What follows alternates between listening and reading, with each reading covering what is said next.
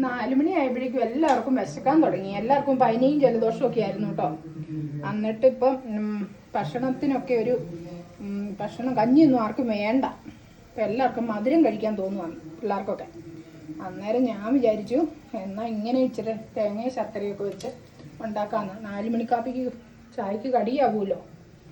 നിങ്ങൾക്ക് ഇങ്ങനെ പനി വന്നു കഴിയുമ്പോൾ ക്രേവിങ്സ് ഉണ്ടാകാറുണ്ടോ? ജലദോഷമൊക്കെ കഴിയുമ്പോൾ എല്ലാവർക്കും ഇവിടുത്തെ പിള്ളേർക്കും മധുരം കഴിക്കണം എന്ന് പറച്ചില്ല. അങ്ങനെ ഞാനതുകൊണ്ട് ഇച്ചിരി ഇങ്ങനെ കോഴിക്കോട്ടയായിട്ട് ഉണ്ടാക്കുക. എന്താ പരന്നിരിക്കുന്നതെന്നായിരിക്കും ഇത്. ഇങ്ങനെ ഉരുണ്ടാണ്ടിരുന്ന ഉരുട്ടിയും വെക്കാം, പരത്തിയും വെക്കാം. ഇവിടെ നേരത്തെയൊക്കെ ഇങ്ങനെ അമ്മ ഇങ്ങനെ പരത്തി വെക്കുമായിരുന്നു. ഒരു വേഗം എളുപ്പമുണ്ടെന്നാണ് പറയുന്നത്.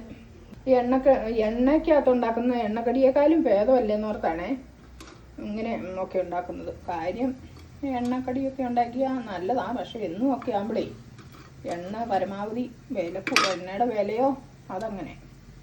പിന്നെ എണ്ണ കഴിക്കുന്നതും കൊളസ്ട്രോള് പല പ്രശ്നങ്ങളാണല്ലോ എല്ലാവർക്കും. അതുകൊണ്ട് നമുക്കിപ്പോൾ ഇന്നത്തെ ചായക്കടി ഇതാണേ. നിങ്ങളുടെ ചായക്കടി എന്നാന്നൊന്ന് പറയണേ. ആദ്യം ഉരുട്ടിയത് ആദ്യം വെച്ചേ. ആദ്യം അതിൻ്റെ മേളിലേക്ക് നമുക്ക് ഇതുകൂടെ വെച്ച് കൊടുക്കാം.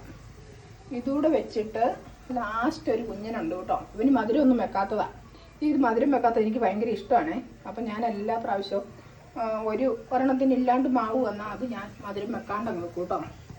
ഇതിനൊരു കഴിക്കാൻ നല്ല ടേസ്റ്റ് ആയിരിക്കും, മധുരം ഇല്ലാത്തത്. അതും അവിടെ ഇട്ടിട്ട് എന്നിട്ട് നമുക്ക് വെക്കാം.